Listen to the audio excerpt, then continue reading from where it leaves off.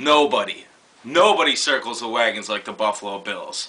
Yeah, well, you know when it's time to circle the wagons? That's when you've hit rock bottom and you're about to get annihilated off the face of the planet, and you're probably going to get killed by the frickin' Redskins. I don't know how much more of this business I can take. I mean, watching the Bills lose in oh-so-Bills fashion is basically a given. But we just lost to a team that completed 2 frickin' passes. Jim Kelly used to complete 2 passes on 1 play. There's just so much blame to go around with the sad depths of ineptitude that the Bills currently plumb, but everybody knows you need to start a conversation like this with the crypt keeper, Ralph Wilson.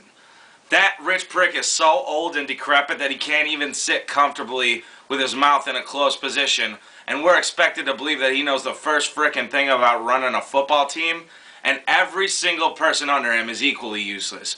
GM is basically a figurehead whose job it is to keep fans in the seats while making sure Ralph Wilson doesn't spend too much money fielding what would be a competitive football team before he croaks.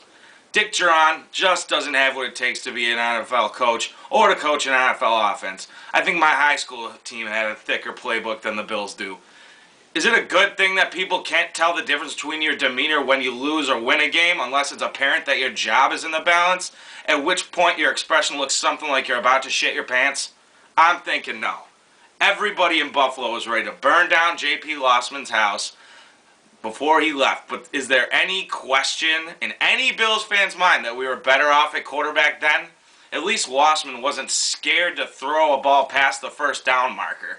It's not possible to win consistently if your quarterback is literally afraid to throw the ball where it needs to go.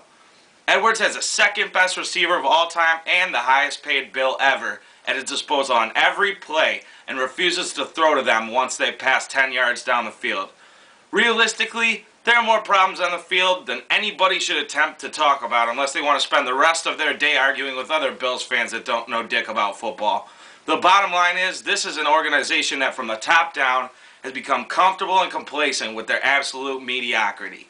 Is this Bills team as bad as they look right now? Probably not. Are they about the same as the last 2 teams that have finished 7-9? About the same as the last 9 teams this organization has fielded that have failed to make the playoffs? Probably. Is it acceptable for any sports fan to have to sit through an entire decade of below average performance by a professional organization?